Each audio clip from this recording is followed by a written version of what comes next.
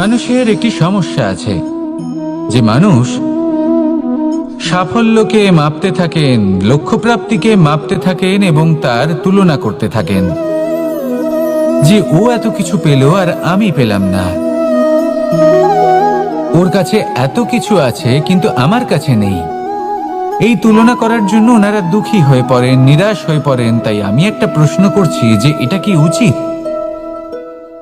এই সংসারে আপনি কি নিয়ে তুলনা করবেন, যেখানে সূর্যদেব চন্দ্রমা দুজনেই আছেন, দুজনেই হলেন বিশেষ, দুজনেই নিজ নিজ সময়ে উদিত হন। এদের মধ্যে একজন না থাকলে তাহলে আমাদের জীবন কঠিন হয়ে পড়বে। ঠিক সেইভাবেই আপনি যদি একটা বড় রেখা অঙ্কন করেন তাহলে অন্য রেখাটি ছোট হয়ে পড়ে না, সে তেমনই থাকে যেমনটা সে ছিল। আপনার অস্তিত্ব কখনো ছোট বা বড় হতে পারে না। শুধু তুলনা করার জন্য আপনার এটা মনে হতে পারে। যদি আপনি যুদ্ধ করতে চান আপনার তলোয়ারের প্রয়োজন পড়বে। যদি বস্ত্র তৈরি করতে চান এত বড় তলোয়ার দিয়ে কিছুই হবে না, তখন প্রয়োজন পড়বে একটা ছোট্ট সূচের। তাই তুলনা করবেন না, না নিজেকে ছোট মনে করবেন না অন্য কাউকে। সবার সাথে সহযোগিতা করুন, আর যদি তুলনা করতেই হয় নিজের সাথে করুন যে কাল আমি কেমন ব্যক্তি ছিলাম, আজ কি তার থেকে শ্রেষ্ঠ হয়ে উঠতে পেরেছি। ভেবে দেখুন ভবিষ্যতে গিয়ে আপনি কতটা শ্রেষ্ঠ ব্যক্তি হতে পারেন। আসুন আমার সাথে ভালোবেসে বলুন রাধা রাধা। বস্ত্র আমাদের সকলের প্রিয়, এটা আমাদের জীবনযাপনের জন্য প্রয়োজনীয়। আমরা সবসময় চেষ্টা করি সেই বস্ত্র পরতে যা পরলে আমাদের দেখতে ভালো লাগে। কিন্তু কখনো এই কথা ভেবে দেখেছেন যে কিছু বস্ত্র যদি স্বচ্ছ হয় তাহলে তা পুরনো হলেও দেখতে ভালো লাগে? ঠিক তেমনি যেমন কোনো খাবার যদি মশলাদার না হয়, অত্যন্ত সুস্বাদু নাও হয়, কিন্তু যদি তা গরম হয়, টাটকা হয়, তাহলে খেতে ভালোই লাগে। ঠিক সেইভাবেই যদি কোনো ব্যক্তি সুন্দর নাও হয় কিন্তু তার কথা খুবই মধুর হয়, তাহলে সেই ব্যক্তি সকলের প্রিয় হয়। কোনো ব্যক্তি যদি ধনবান নাও হন কিন্তু তিনি যদি গুণী হন, তাহলে এই সংসারে সম্মান লাভ করেন। সেই জন্য কখনো এই বিষয়ে দুঃখ পাবেন না যে আপনার কাছে ভৌতিক স্বাচ্ছন্দ্য নেই। আপনার কাছে সব থেকে বড় বস্তু, সব থেকে মূল্যবান বস্তু যেটা আছে সেটা হলো আপনার আত্মা, আপনার মন, আপনার বিচারধারা, আপনার গুণ, আপনার কথা। এগুলো সবসময় শুভ রাখুন এবং সবসময় নিজের সাথে রাখুন। এই জীবন সফল হবে এবং প্রেমময় হয়ে বলে উঠবে রাধা রাধা। নন্দ বাবাও খেলার ছলে খুব বড় বড় শিক্ষা দিতেন। অনেকদিন আগেকার কথা, বাবা আমার জন্য একটা মানচিত্র নিয়ে এলেন। এটা ছিল জম্বুদ্বীপের মানচিত্র, ঠিক যেন একটা ধাঁধা যা টুকরো টুকরো করে বিভিন্ন দিকে ছড়ানো, যেগুলোকে আমায় জুড়তে হতো। ব্যাস শুধু এটুকুই ছিল আমার কাজ। আমি বারবার প্রচেষ্টা করলাম কিন্তু বারবার অসফলই রয়ে গেলাম। বাবা এটা দেখলেন এবং হাসলেন। বাবা বললেন, একটা কাজ করো, এই প্রত্যেকটি অংশকে উল্টে রাখো। আমিও উল্টে রাখলাম। তারপরে দেখলাম প্রত্যেক অংশে মানুষের শরীরের কোনো না কোনো অংশ চিহ্নিত। কোথাও হাত আছে, পা আছে, কোথাও মুখ আছে।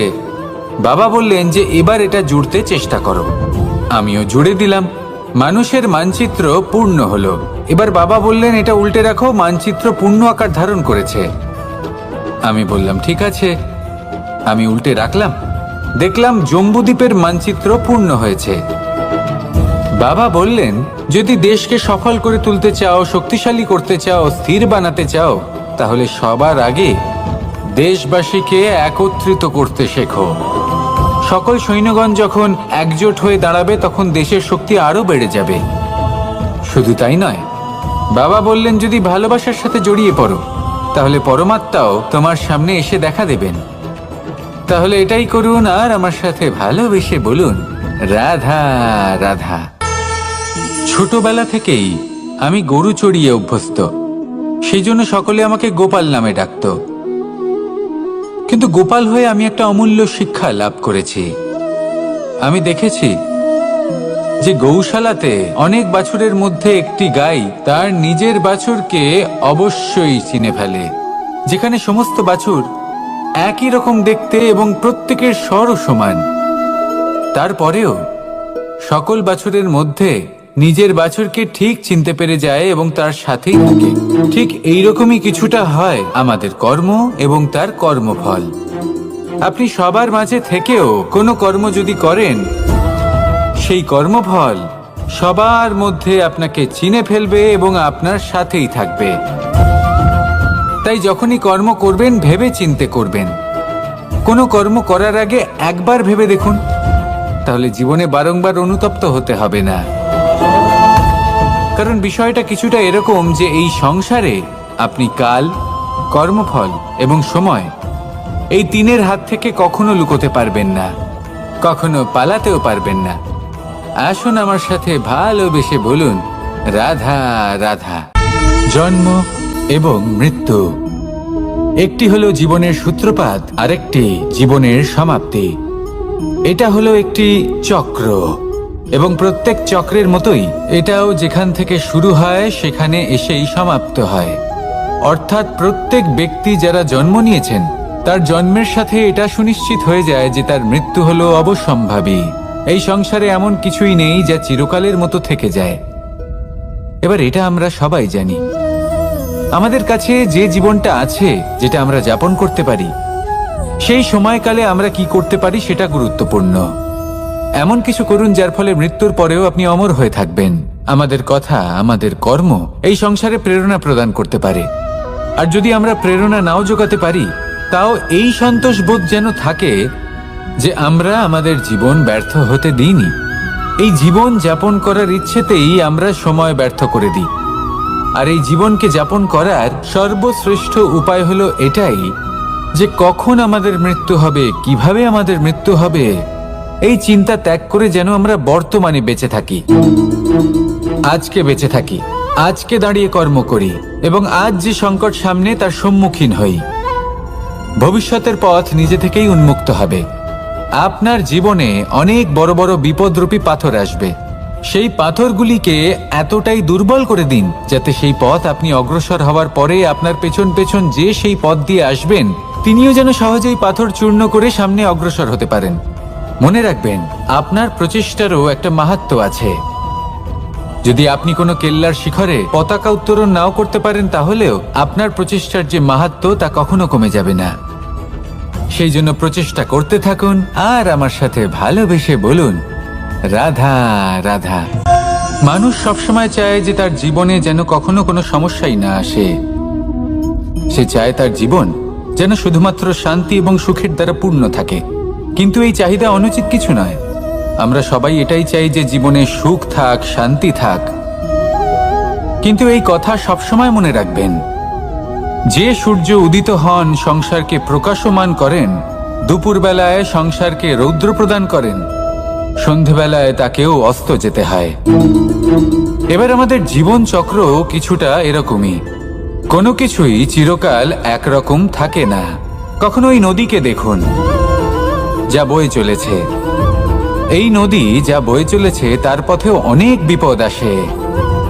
বড় বড় পাথরের সম্মুখীন হয়ে তাকেও সামনে এগিয়ে যেতে হয়।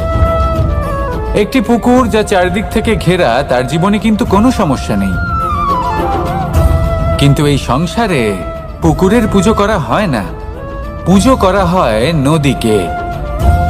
মনে রাখবেন, সমস্যার ঊর্ধ্বে তিনি উঠতে পারেন যিনি সমাধি লাভ করেছেন, যিনি এই সংসারেই নেই। যিনি এই সংসারে আছেন এবং জীবিত আছেন, তার জীবনের সমস্যা হলো শ্বাসবায়ুর মতোই গুরুত্বপূর্ণ। আসুন আমার সাথে ভালোবেসে বলুন, রাধা রাধা। বন হলো আমাদের সবারই প্রিয়। সেখানকার সৌন্দর্য, শান্তি, সেখানকার পরিবেশ আমাদের সকলের ভালো লাগে এবং সেখান থেকে আমরা কাঠ পাই, যা সংসারে আমাদের জীবনে আমাদের খুব সহায়ক হয়ে ওঠে।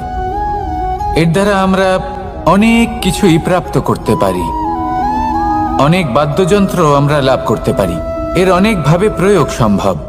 কিছু কাঠ অত্যন্ত সুগন্ধি হয় যা আমরা ঈশ্বরকে নিবেদন করি, যেমন চন্দন। এবার ভাবুন, একজন অসাবধানী ব্যক্তি, তার হাত থেকে ছোট্ট একটা আগুনের ফুলকি যদি সেখানে পড়ে, তাহলে তা সমগ্র বনকে ভস্ম করে দিতে পারে। আর যখন এই আগুন ছড়িয়ে পড়ে তখন তা কাউকে রেহাই দেয় না। অন্য বৃক্ষকে নয়, পাতাকে নয়, ফলকে নয়, কাঁটাকে নয়, কাউকে নয়, পথে যাকে পায় তাকেই ভস্ম করে দেয়। এই ছোট্ট আগুনের ফুলকি। কিন্তু এই ছোট্ট আগুনের ফুলকি সবার আগে কাকে ভস্ম করে? সেই সকল ছোট ছোট শুকনো পাতা, সেই ছোট ছোট গাছের ডাল। ঠিক সেইভাবেই আপনার জীবনে একজন খারাপ ব্যক্তি এসে হয়তো আপনার সমগ্র জীবন ধ্বংস করে দিতে পারে। আর আপনার এই জীবনে এই ছোট ছোট শুকনো পাতা এবং এই ছোট ছোট শুকনো কাঠ আপনার ছোট ছোট স্বার্থ। আপনার স্বার্থের দ্বারা এই অশুভ ব্যক্তি আপনার মনে অশুভ আবেগ বাড়িয়ে তুলবে এবং আস্তে আস্তে আপনার জীবন শেষ করে দিতে পারে।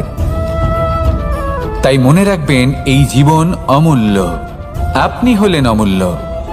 এই জীবন যাপন করুন এবং এই জীবনের কাছে পৌঁছানোর দ্বার আর কোথাও নেই, আপনার কাছেই আছে। আপনার মনে, আপনার বিবেকে, আপনার দৃষ্টিভঙ্গিতে, আপনার ভাবনাতেই আছে।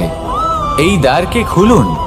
জীবন সফল হবে আর ভালোবেসে বলবে, রাধা রাধা। কথায় আছে যে স্বপ্ন এবং লক্ষ্য হলো একটি মুদ্রারই দুটি দিক। যতক্ষণ না স্বপ্ন দেখছেন ততক্ষণ বুঝবেন কি করে আপনার লক্ষ্য কি? স্বপ্ন দেখে যদি নিজের লক্ষ্য বুঝতে পারেন, সেটা পেতে চান, তবেই সেটা লাভ করতে পারবেন। কিন্তু স্বপ্ন এবং লক্ষ্য, এই দুইয়ের মধ্যে একটা ভারসাম্য রয়েছে যেটা বজায় রাখা প্রয়োজনীয়। একে আমরা বলে থাকি পরিশ্রম। দেখুন, যদি আপনি স্বপ্ন দেখতে চান তাহলে পরিশ্রম ত্যাগ করে নিদ্রা লাভ প্রয়োজন। কিন্তু যদি আপনি লক্ষ্য লাভ করতে চান তাহলে আপনাকে নিদ্রা ত্যাগ করে পরিশ্রম করতে হবে। তাই আলস্য ত্যাগ করুন এবং সিদ্ধান্ত নিন যে আপনি কি চান। আপনার জীবনের এই তুলাদণ্ডে স্বপ্নের পাল্লা ভারী হওয়া প্রয়োজন নাকি লক্ষ্যের? আমার মতে এই দুইয়ের মধ্যে যদি ভারসাম্য বজায় রাখেন তবে পথ নিজে থেকেই সামনে আসবে। শুধু সেই পথে অগ্রসর হতে থাকুন এবং আমার সাথে ভালোবেসে বলুন, রাধা রাধা। আমরা সবাই জীবনে সুখ লাভ করতে চাই। শুধু জীবনে কেন, জীবনের পরেও আমরা সুখ লাভ করতে চাই। আমরা সকলে স্বর্গের কামনা করি। কিন্তু খুব সহজ একটা কথা, যদি আপনি স্বর্গ লাভ করতে চান তাহলে প্রথমে মৃত্যু লাভ করতে হবে। আপনি যদি প্রাণই না দেন তাহলে আপনি স্বর্গ লাভ কিভাবে করবেন, তাই না? শুধু এই ছোট্ট একটা বিষয় দ্বারা আমরা জীবনে অনেক কিছুই শিখতে পারি। যদি আপনার কোনো লক্ষ্য থাকে, কোনো মনোবাঞ্ছিত স্থান থাকে, কোনো বড় কাজ আপনি করতে চান, তাহলে সেই সবই হবে। কিন্তু শুধুমাত্র কামনা করলে হবে না, আপনাকে কর্ম করতে হবে। নিরন্তর প্রয়াস, পরিশ্রম, পথ খুঁজতে হবে, সামনে অগ্রসর হতে হবে। কখনো অসফল হলে তার কারণ খুঁজতে হবে, বিপদের সম্মুখীন হতে হবে, অন্তর থেকে নিজের শক্তি বাড়িয়ে তুলতে হবে। তবেই আপনি নিজের লক্ষ্য লাভ করতে পারবেন, মনোবাঞ্ছিত স্থান পাবেন। মহান নদী গঙ্গা একটি বিন্দু দ্বারা শুরু হয়, ধীরে ধীরে অগ্রসর হয়। কোনো পাথরে ধাক্কা খেলেও সে থামে না, বরং এগোতেই থাকে। তারপরেই সে মহান নদী গঙ্গা হয়ে উঠতে পারে। পরিশ্রম করুন, লক্ষ্য লাভ করুন, আর আমার সাথে ভালোবেসে বলুন, রাধা রাধা। এই সংসারে তিন ধরনের আবেগ অত্যন্ত গুরুত্বপূর্ণ, যা প্রত্যেক মানুষের জীবনে থাকে। প্রথমটা হলো আনন্দ, যা আমরা সবাই লাভ করতে চাই। দ্বিতীয় হলো ক্রোধ। এটা তখনই আসে যখন আমরা আমাদের উপর নিয়ন্ত্রণ হারাই বা কোনো পরিস্থিতি আমাদের প্রতিকূল হয়ে থাকে। তৃতীয় হলো দুঃখ। এই দুঃখ তখনই আসে যখন কোনো একটা পরিস্থিতি আমাদের মনের মতো হয় না, বা আমাদের প্রিয়জন আমাদের বুঝতে পারেন না। আমরা অমূল্য কিছু হারিয়ে ফেলি, তখন এই দুঃখ আমাদের হৃদয়ে আশ্রয় নেয়। এই তিন আবেগ হলো এমন যে আমাদের জীবনে আসতে এবং যেতে থাকবে। কিন্তু এই তিনটি আবেগের বিষয়ে কোন কথাটা মনে রাখতে হবে সেটা শুনুন। যখনই আপনি আনন্দে থাকবেন, প্রতিশ্রুতি দেবেন না, কারণ যখন মানুষ আনন্দে থাকেন তখন তিনি নিজের বিবেক বোধ হারিয়ে ফেলেন। দ্বিতীয়ত, যখনই আপনি ক্রুদ্ধ হবেন, উত্তর দেবেন না, কারণ ক্রোধের বশে যে উত্তরই দেবেন সেটা শুভ হবে না। তৃতীয়ত, যখনই আপনি দুঃখী থাকবেন, কোনো সিদ্ধান্ত নেবেন না, তখন নিজের মনের ওপর, নিজের কর্মের ওপর, নিজের ওপর নিয়ন্ত্রণ রাখতে চেষ্টা করুন। যদি এই তিনটি আবেগের ক্ষেত্রে এই জিনিসগুলো মনে রাখেন, তাহলে জীবনে কখনো আক্ষেপ করবেন না। আসুন আমার সাথে ভালোবেসে বলুন, রাধা রাধা। আমাদের মধ্যে বেশিরভাগ মানুষ কোনো না কোনো মহাশক্তির উপস্থিতিকে বিশ্বাস করেন। আমরা মনে করি যে এ হলো সেই মহাশক্তি যার প্রভাব, যার কৃপা চিরকাল আমাদের উপর বজায় থাকে। আমাদের কর্মের ওপর, কর্মফলের ওপর চিরকাল তার দৃষ্টি থাকে। আমাদের মধ্যে কেউ একে ঈশ্বর মনে করেন, কেউ বা প্রকৃতি মনে করেন, বা কেউ কোনো গৃহপালিত পশুর মধ্যে মহাশক্তির দর্শন লাভ করেন, বা কেউ কোনো বস্তুর মধ্যে। প্রত্যেকের নিজস্ব বিশ্বাস আছে, কিন্তু সেই শক্তির থেকে আশীর্বাদ লাভের জন্য বা কোনো ইচ্ছে পূরণের জন্য আমরা কখনো না কখনো মন্দিরে যাই। এই মন্দির শব্দের সূত্রপাত কিভাবে, আগে সেটা বুঝে নেওয়া যাক।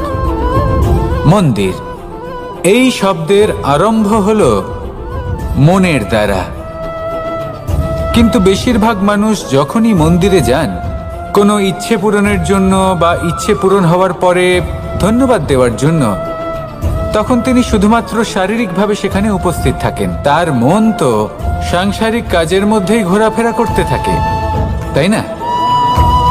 তাহলে বলুন, এর অর্থ কি? যদি আপনি মন্দিরে নিজের মনকেই না নিয়ে যান, তাহলে তার কি লাভ হবে? মন্দিরে গিয়ে নিজের মনকে ঈশ্বরের চরণে পূর্ণরূপে সমর্পণ করুন। নিজের মন থেকে ঈশ্বরের আরাধনা করুন, আর এই মন থেকেই বলুন, রাধা রাধা। মানুষ শুধুমাত্র দুই ধরনের ব্যক্তির সামনেই নত হন। একজন হলেন তিনি যাকে তিনি সম্মান করেন, আর আরেকজন যাকে তিনি ভয় পান। এবার কোনো ব্যক্তি যদি আপনার সামনে নত হন, তাহলে তার পেছনের কারণ কি? আপনার প্রতি সম্মান নাকি আপনার প্রতি ভয়? সেটা আপনাকেই বুঝতে হবে। যদি আপনি এমন মনে করেন যে তাতে কি যায় আসে, ভয় হোক বা সম্মান, কেউ আমার সামনে নত তো হচ্ছেন, যদি এটা আপনার চিন্তা ভাবনা হয়, তাহলে আপনাকে মনে করিয়ে দিই, এই সময় বদলাতে বেশি সময় লাগে না। আজ যে ব্যক্তি আপনাকে দেখে ভয় পাচ্ছে, কাল এই ভয়ের সমাপ্তিও ঘটতে পারে। আবার এমনও হতে পারে যে তার কাছে অত্যধিক শক্তি চলে এলো। অনেক কিছুই হতে পারে। তাই মনে রাখবেন, যে মাথা ভয়ের কারণে নত হয় তা সময় এলে সবার আগে বিরোধিতা করতে পারে, আর যে মাথা সম্মানের কারণে নত হয় আপনার জন্য নিজের শিরচ্ছেদও সে করতে পারে। তাই সকলকে আপন করে নিন, কিন্তু ভয় প্রয়োগ করে নয়। কর্ম করুন এবং সম্মান অর্জন করুন। শুধু এটাই করুন, আর আমার সাথে ভালোবেসে বলুন, রাধা রাধা। সূচের শেষে একটি ছিদ্র থাকে, যার দ্বারা আমরা এই সুতো পরাতে পারি, আর তারপর সূচের সাহায্যে এই সুতো দিয়ে বস্ত্র সেলাই করা যায়। কিন্তু যদি সুতোটা সোজা করে ধরা না হয়, তাহলে সূচে কখনো এই সুতো পরানোই সম্ভব নয়। যদি এতে কোনো গিঁট পড়ে, তখন তা কখনোই এই ছিদ্র দ্বারা প্রবেশ করা সম্ভব নয়। ঠিক এইভাবেই যদি আপনি কারোর জীবনে প্রবেশ করতে চান, কারোর অন্তরে প্রবেশ করতে চান, তাহলে আপনাকেও সহজ থাকতে হবে। এতে কোনো গিঁট থাকলে চলবে না, অর্থাৎ মনে যাতে কোনো মালিন্য না থাকে, যেন কোনো কুচিন্তা না থাকে। যদি এসব থাকে, তাহলে আপনি কখনো কারোর জীবনে প্রবেশ করতে পারবেন না। আর যদি কোনোভাবে আপনি প্রবেশ করেও যান, তাহলে তার মনে ঘর করতে পারবেন না। নিজেকে এই সুতোর মতন করে তুলুন, সহজ। মনে যেন কোনো কুচিন্তা না থাকে, সবার প্রতি যেন সদ্ভাবনা থাকে, শুভ চিন্তা থাকে। এমনটা করতে থাকুন। এমন একটা দিন আসবে যেদিন এই সমস্ত সংসারের ব্যক্তির মনে আপনি বাস করবেন, আর তখন এই মন প্রসন্ন হয়ে বলবে, রাধা রাধা। সূর্য হলেন আমার অত্যন্ত প্রিয়। প্রতিদিন আমাকে নতুন শিক্ষা দিতে থাকেন। একবার সূর্যকে দেখুন, 4 প্রহর পর্যন্ত উনি অন্ধকার সহ্য করেন, তারপর আস্তে আস্তে উদিত হন। প্রথমে লাল, তারপর গেরুয়া, তারপর শ্বেত বর্ণ ধারণ করেন। আস্তে আস্তে আকাশে উদিত হন আর তারপর সমস্ত সংসারে প্রকাশমান হয়ে উঠবেন। এ হলো সূর্যের তপস্যা, তার ধৈর্য, তার প্রতীক্ষা, তার পরিশ্রম, যার ফলে উনি সংসারে সর্বোচ্চ স্থান অধিকার করেছেন। যদি আপনিও এই সংসারে সূর্যের মতোই মহান হয়ে উঠতে চান, সূর্যের মতো এই সংসারে সর্বোচ্চ স্থান অধিকার করতে চান, তাহলে আপনাকে সূর্যের মতোই তপস্যা করতে হবে, প্রতীক্ষা করতে হবে, ধৈর্য ধরতে হবে, পরিশ্রম করতে হবে। তবেই এই সংসারে আপনি সম্মান লাভ করবেন, যশ লাভ করবেন। আসুন আমার সাথে ভালোবেসে বলুন, রাধা রাধা। মানুষ বলে থাকেন যে জীবনে সময়ের পূর্বে এবং ভাগ্যের থেকে বেশি কিছুই পাওয়া যায় না। এটা যার যার নিজের বক্তব্য। আমি বলবো এই সময় আসলে কি? এই সময় হলো যাতে যুগ যুগান্তর নিহিত আছে, যার মধ্যে দিন আছে, মাস আছে, বছর আছে, ঠিক কিনা? বাস্তবে আপনার কাছে সময় কতটা আছে যা আপনি সদ্ব্যবহার করতে পারেন? তখন থেকে আছে যখন থেকে আপনি নিজেকে বুঝতে শুরু করেন। ততক্ষণ আছে যতক্ষণ না আপনি এই সংসার ছেড়ে চলে যাচ্ছেন। শুধু এটুকু সময় আছে আপনার কাছে। আর যদি ভাগ্যের কথা বলা হয়, তাহলে ভাগ্য হলো সেই পরিস্থিতি যখন মানুষ নিজেকে সময়ের হাতে সমর্পণ করে দেন, তাকে ভাগ্য বলে। অর্থাৎ আপনি জীবনে পরিশ্রম করেছেন, বিপদের সম্মুখীন হয়েছেন, সামনে এগিয়ে গেছেন, কোথাও পৌঁছে গেছেন, এবং তখন আপনার মনে হলো যে ব্যাস এখানেই থেমে যাওয়া উচিত। তাহলে সেটাই হবে আপনার ভাগ্য। যদি ভাগ্যের কথা বলা হয়, তাহলে বলবো সত্যবানের ভাগ্যে মৃত্যু লেখা ছিল, কিন্তু সাবিত্রীর কর্ম তাকে পুনর্জীবিত করে তুলেছিল। অর্থাৎ এই ভাগ্য বদল করা সম্ভব কর্ম এবং পরিশ্রমের দ্বারা। ভেবে দেখুন, রাবণ মাতা সীতাকে হরণ করেছিল। যদি শ্রীরাম সেটাকে ভাগ্য বলে মেনে নিতেন, তাহলে কখনো ভাগ্য বিধাতা হয়ে উঠতে পারতেন না। ভাগ্য হলো একটা বাঁধন যেটাকে ভেঙে ফেলা খুব প্রয়োজনীয়। নিজের লক্ষ্যের কাছে পৌঁছতে হবে। হতেই পারে এই লক্ষ্য হলো পরমাত্মার কাছে পৌঁছে যাওয়া। আপনি যদি পরমাত্মার কাছে পৌঁছতে নাও পারেন, তাও সেই পথে কিছুটা অগ্রসর হতে পারছেন, তাই না? তাহলে ভাগ্যের এই বাঁধন ভেঙে ফেলুন, নিজের কর্মের দ্বারা নিজের প্রারব্ধ গড়ে তুলুন এবং আমার সাথে ভালোবেসে বলুন, রাধা রাধা। মানুষের একটি সমস্যা আছে যে মানুষ সাফল্যকে মাপতে থাকেন, লক্ষ্যপ্রাপ্তিকে মাপতে থাকেন এবং তার তুলনা করতে থাকেন যে ও এত কিছু পেল আর আমি পেলাম না, ওর কাছে এত কিছু আছে কিন্তু আমার কাছে নেই। এই তুলনা করার জন্য ওনারা দুঃখী হয়ে পড়েন, নিরাশ হয়ে পড়েন। তাই আমি একটা প্রশ্ন করছি যে এটা কি উচিত?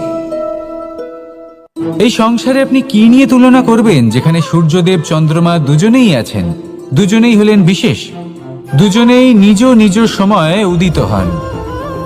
এদের মধ্যে একজন না থাকলে তাহলে আমাদের জীবন কঠিন হয়ে পড়বে। ঠিক সেইভাবেই আপনি যদি একটা বড় রেখা অঙ্কন করেন, তাহলে অন্য রেখাটি ছোট হয়ে পড়ে না, সে তেমনই থাকে যেমনটা সে ছিল। আপনার অস্তিত্ব কখনো ছোট বা বড় হতে পারে না। শুধু তুলনা করার জন্য আপনার এটা মনে হতে পারে। যদি আপনি যুদ্ধ করতে চান, আপনার তলোয়ারের প্রয়োজন পড়বে। যদি বস্ত্র তৈরি করতে চান, এত বড় তলোয়ার দিয়ে কিছুই হবে না, তখন প্রয়োজন পড়বে একটা ছোট্ট সূচের। তাই তুলনা করবেন না, না নিজেকে ছোট মনে করবেন, না অন্য কাউকে। সবার সাথে সহযোগিতা করুন, আর যদি তুলনা করতেই হয় নিজের সাথে করুন, যে কাল আমি কেমন ব্যক্তি ছিলাম, আজ কি তার থেকে শ্রেষ্ঠ হয়ে উঠতে পেরেছি? ভেবে দেখুন ভবিষ্যতে গিয়ে আপনি কতটা শ্রেষ্ঠ ব্যক্তি হতে পারেন।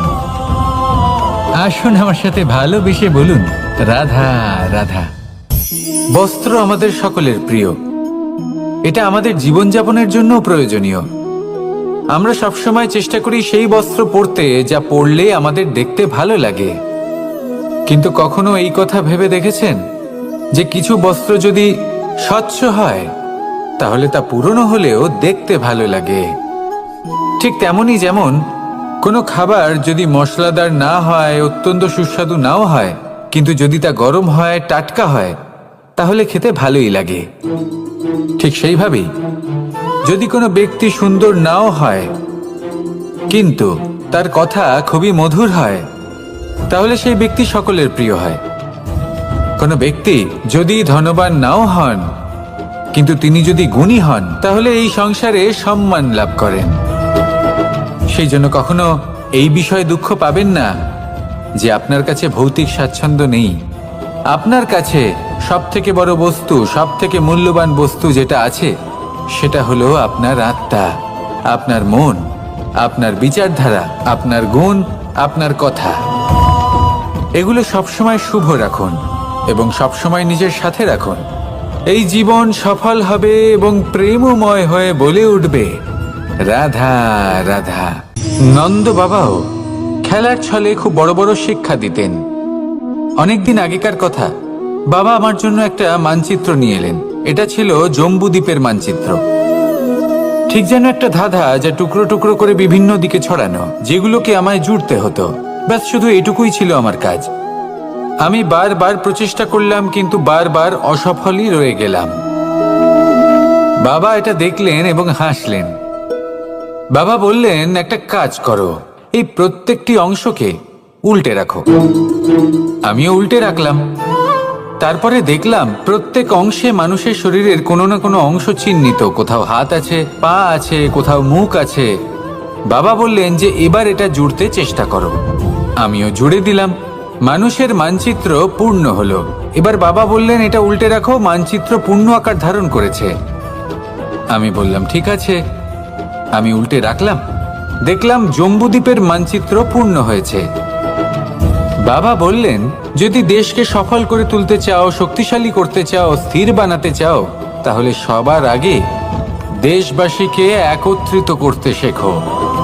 সকল সৈন্যগণ যখন একজোট হয়ে দাঁড়াবে, তখন দেশের শক্তি আরো বেড়ে যাবে। শুধু তাই নয়, বাবা বললেন, যদি ভালোবাসার সাথে জড়িয়ে পড়ো, তাহলে পরমাত্মাও তোমার সামনে এসে দেখা দেবেন। তাহলে এটাই করুন আর আমার সাথে ভালোবেসে বলুন, রাধা রাধা। ছোটবেলা থেকেই আমি গরু চড়িয়ে অভ্যস্ত। সেই জন্য সকলে আমাকে গোপাল নামে ডাকত। কিন্তু গোপাল হয়ে আমি একটা অমূল্য শিক্ষা লাভ করেছি। আমি দেখেছি যে গৌশালাতে অনেক বাছুরের মধ্যে একটি গাই তার নিজের বাছুরকে অবশ্যই চিনে ফেলে। যেখানে সমস্ত বাছুর একই রকম দেখতে এবং প্রত্যেকের স্বরও সমান, তারপরেও সকল বাছুরের মধ্যে নিজের বাছুরকে ঠিক চিনতে পেরে যায় এবং তার সাথেই থাকে। ঠিক এইরকমই কিছুটা হয় আমাদের কর্ম এবং তার কর্মফল। আপনি সবার মাঝে থেকেও কোনো কর্ম যদি করেন, সেই কর্মফল সবার মধ্যে আপনাকে চিনে ফেলবে এবং আপনার সাথেই থাকবে। তাই যখনই কর্ম করবেন, ভেবে চিন্তে করবেন। কোনো কর্ম করার আগে একবার ভেবে দেখুন, তাহলে জীবনে বারংবার অনুতপ্ত হতে হবে না। কারণ বিষয়টা কিছুটা এরকম যে এই সংসারে আপনি কাল, কর্মফল এবং সময়, এই তিনের হাত থেকে কখনো লুকোতে পারবেন না, কখনো পালাতেও পারবেন না। আসুন আমার সাথে ভালোবেসে বলুন, রাধা রাধা। জন্ম এবং মৃত্যু, একটি হলো জীবনের সূত্রপাত, আরেকটি জীবনের সমাপ্তি। এটা হলো একটি চক্র এবং প্রত্যেক চক্রের মতোই এটাও যেখান থেকে শুরু হয় সেখানে এসেই সমাপ্ত হয়। অর্থাৎ প্রত্যেক ব্যক্তি যারা জন্ম নিয়েছেন, তার জন্মের সাথে এটা সুনিশ্চিত হয়ে যায় যে তার মৃত্যু হলো অবশ্যম্ভাবী। এই সংসারে এমন কিছুই নেই যা চিরকালের মতো থেকে যায়। এবার এটা আমরা সবাই জানি। আমাদের কাছে যে জীবনটা আছে, যেটা আমরা যাপন করতে পারি, সেই সময়কালে আমরা কি করতে পারি সেটা গুরুত্বপূর্ণ। এমন কিছু করুন যার ফলে মৃত্যুর পরেও আপনি অমর হয়ে থাকবেন। আমাদের কথা, আমাদের কর্ম এই সংসারে প্রেরণা প্রদান করতে পারে। আর যদি আমরা প্রেরণা নাও জোগাতে পারি, তাও এই সন্তোষ বোধ যেন থাকে যে আমরা আমাদের জীবন ব্যর্থ হতে দিইনি। এই জীবন যাপন করার ইচ্ছেতেই আমরা সময় ব্যর্থ করে দিই। আর এই জীবনকে যাপন করার সর্বশ্রেষ্ঠ উপায় হলো এটাই যে কখন আমাদের মৃত্যু হবে, কিভাবে আমাদের মৃত্যু হবে, এই চিন্তা ত্যাগ করে যেন আমরা বর্তমানে বেঁচে থাকি, আজকে বেঁচে থাকি, আজকে দাঁড়িয়ে কর্ম করি এবং আজ যে সংকট সামনে তার সম্মুখীন হই। ভবিষ্যতের পথ নিজে থেকেই উন্মুক্ত হবে। আপনার জীবনে অনেক বড় বড় বিপদরূপী পাথর আসবে। সেই পাথরগুলিকে এতটাই দুর্বল করে দিন যাতে সেই পথ আপনি অগ্রসর হওয়ার পরে আপনার পেছন পেছন যে সেই পথ দিয়ে আসবেন তিনিও যেন সহজেই পাথর চূর্ণ করে সামনে অগ্রসর হতে পারেন। মনে রাখবেন, আপনার প্রচেষ্টারও একটা মাহাত্ম্য আছে। যদি আপনি কোনো কেল্লার শিখরে পতাকা উত্তোলন নাও করতে পারেন, তাহলেও আপনার প্রচেষ্টার যে মাহাত্ম্য তা কখনো কমে যাবে না। সেই জন্য প্রচেষ্টা করতে থাকুন আর আমার সাথে ভালোবেসে বলুন, রাধা রাধা। মানুষ সবসময় চায় যে তার জীবনে যেন কখনো কোনো সমস্যাই না আসে। সে চায় তার জীবন যেন শুধুমাত্র শান্তি এবং সুখের দ্বারা পূর্ণ থাকে। কিন্তু এই চাহিদা অনুচিত কিছু নয়। আমরা সবাই এটাই চাই যে জীবনে সুখ থাক, শান্তি থাক। কিন্তু এই কথা সবসময় মনে রাখবেন, যে সূর্য উদিত হন সংসারকে প্রকাশমান করেন, দুপুরবেলায় সংসারকে রৌদ্র প্রদান করেন, সন্ধেবেলায় তাকেও অস্ত যেতে হয়। এবার আমাদের জীবন চক্র কিছুটা এরকমই। কোনো কিছুই চিরকাল একরকম থাকে না। কখনো এই নদীকে দেখুন যা বয়ে চলেছে। এই নদী যা বয়ে চলেছে তার পথেও অনেক বিপদ আসে। বড় বড় পাথরের সম্মুখীন হয়ে তাকেও সামনে এগিয়ে যেতে হয়। একটি পুকুর যা চারদিক থেকে ঘেরা, তার জীবনে কিন্তু কোনো সমস্যা নেই। কিন্তু এই সংসারে পুকুরের পুজো করা হয় না, পুজো করা হয় নদীকে। মনে রাখবেন, সমস্যার ঊর্ধ্বে তিনি উঠতে পারেন যিনি সমাধি লাভ করেছেন, যিনি এই সংসারেই নেই। যিনি এই সংসারে আছেন এবং জীবিত আছেন, তার জীবনের সমস্যা হলো শ্বাসবায়ুর মতোই গুরুত্বপূর্ণ। আসুন আমার সাথে ভালোবেসে বলুন, রাধা রাধা। বন হলো আমাদের সবারই প্রিয়।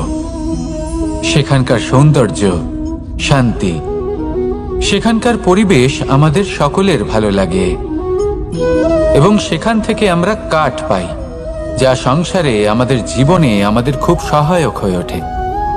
এর দ্বারা আমরা অনেক কিছুই প্রাপ্ত করতে পারি। অনেক বাদ্যযন্ত্র আমরা লাভ করতে পারি। এর অনেকভাবে প্রয়োগ সম্ভব। কিছু কাঠ অত্যন্ত সুগন্ধি হয় যা আমরা ঈশ্বরকে নিবেদন করি, যেমন চন্দন।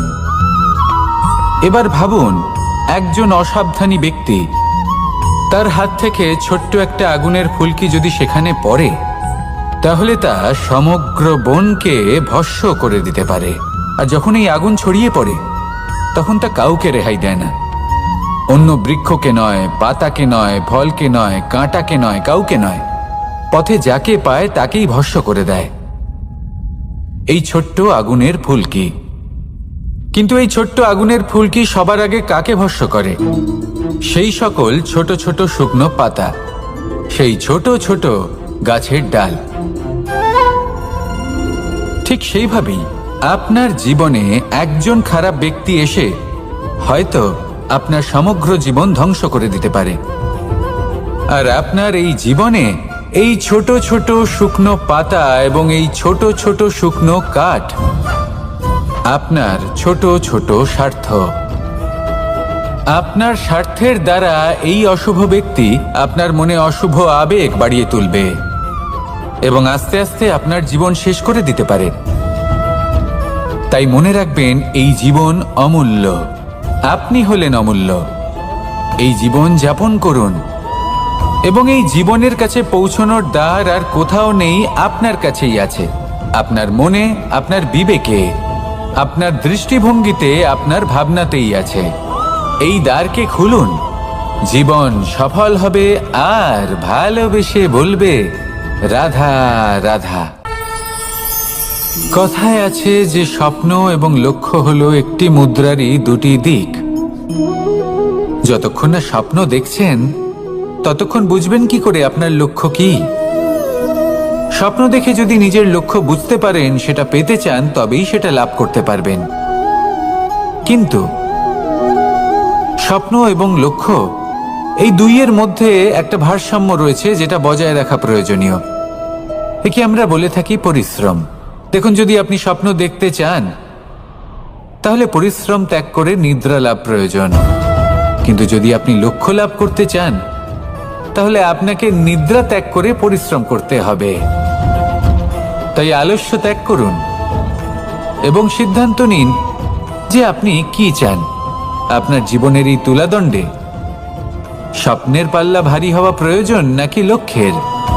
আমার মতে এই দুইয়ের মধ্যে যদি ভারসাম্য বজায় রাখেন তবে পথ নিজে থেকেই সামনে আসবে। শুধু সেই পথে অগ্রসর হতে থাকুন এবং আমার সাথে ভালোবেসে বলুন, রাধা রাধা। আমরা সবাই জীবনে সুখ লাভ করতে চাই।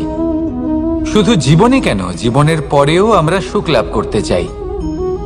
আমরা সকলে স্বর্গের কামনা করি। কিন্তু খুব সহজ একটা কথা, যদি আপনি স্বর্গ লাভ করতে চান তাহলে প্রথমে মৃত্যু লাভ করতে হবে। আপনি যদি প্রাণই না দেন তাহলে আপনি স্বর্গ লাভ কিভাবে করবেন, তাই না? শুধু এই ছোট্ট একটা বিষয় দ্বারা আমরা জীবনে অনেক কিছুই শিখতে পারি। যদি আপনার কোনো লক্ষ্য থাকে, কোনো মনোবাঞ্ছিত স্থান থাকে, কোনো বড় কাজ আপনি করতে চান, তাহলে সেই সবই হবে। কিন্তু শুধুমাত্র কামনা করলে হবে না, আপনাকে কর্ম করতে হবে, নিরন্তর প্রয়াস, পরিশ্রম, পথ খুঁজতে হবে, সামনে অগ্রসর হতে হবে। কখনো অসফল হলে তার কারণ খুঁজতে হবে, বিপদের সম্মুখীন হতে হবে, অন্তর থেকে নিজের শক্তি বাড়িয়ে তুলতে হবে। তবেই আপনি নিজের লক্ষ্য লাভ করতে পারবেন, মনোবাঞ্ছিত স্থান পাবেন।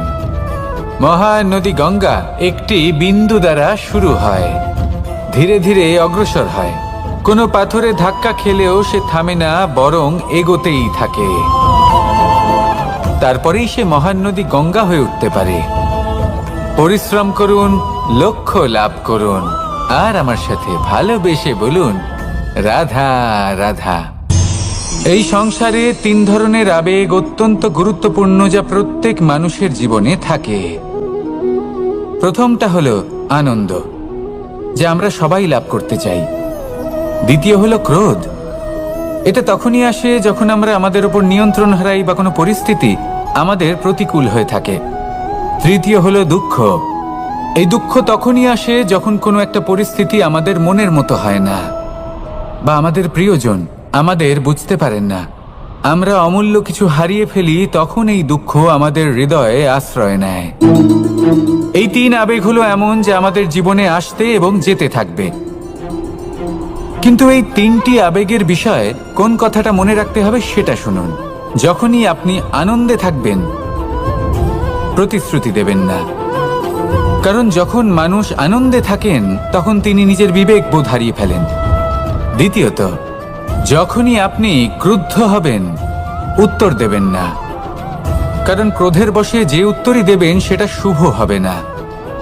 তৃতীয়ত, যখনই আপনি দুঃখী থাকবেন, কোনো সিদ্ধান্ত নেবেন না, তখন নিজের মনের ওপর, নিজের কর্মের ওপর, নিজের উপর নিয়ন্ত্রণ রাখতে চেষ্টা করুন। যদি এই তিনটি আবেগের ক্ষেত্রে এই জিনিসগুলো মনে রাখেন তাহলে জীবনে কখনো আক্ষেপ করবেন না। আসুন আমার সাথে ভালোবেসে বলুন, রাধা রাধা। আমাদের মধ্যে বেশিরভাগ মানুষ কোনো না কোনো মহাশক্তির উপস্থিতিকে বিশ্বাস করেন। আমরা মনে করি যে এ হলো সেই মহাশক্তি যার প্রভাব, যার কৃপা চিরকাল আমাদের উপর বজায় থাকে। আমাদের কর্মের ওপর, কর্মফলের ওপর চিরকাল তার দৃষ্টি থাকে। আমাদের মধ্যে কেউ একে ঈশ্বর মনে করেন, কেউ বা প্রকৃতি মনে করেন, বা কেউ কোনো গৃহপালিত পশুর মধ্যে মহাশক্তির দর্শন লাভ করেন, বা কেউ কোনো বস্তুর মধ্যে। প্রত্যেকের নিজস্ব বিশ্বাস আছে, কিন্তু সেই শক্তির থেকে আশীর্বাদ লাভের জন্য বা কোনো ইচ্ছে পূরণের জন্য আমরা কখনো না কখনো মন্দিরে যাই। এই মন্দির শব্দের সূত্রপাত কিভাবে, আগে সেটা বুঝে নেওয়া যাক। মন্দির, এই শব্দের আরম্ভ হলো মনের দ্বারা। কিন্তু বেশিরভাগ মানুষ যখনই মন্দিরে যান কোনো ইচ্ছে পূরণের জন্য বা ইচ্ছে পূরণ হওয়ার পরে ধন্যবাদ দেওয়ার জন্য, তখন তিনি শুধুমাত্র শারীরিকভাবে সেখানে উপস্থিত থাকেন, তার মন তো সাংসারিক কাজের মধ্যেই ঘোরাফেরা করতে থাকে, তাই না? তাহলে বলুন, এর অর্থ কি? যদি আপনি মন্দিরে নিজের মনকেই না নিয়ে যান, তাহলে তার কি লাভ হবে? মন্দিরে গিয়ে নিজের মনকে ঈশ্বরের চরণে পূর্ণরূপে সমর্পণ করুন।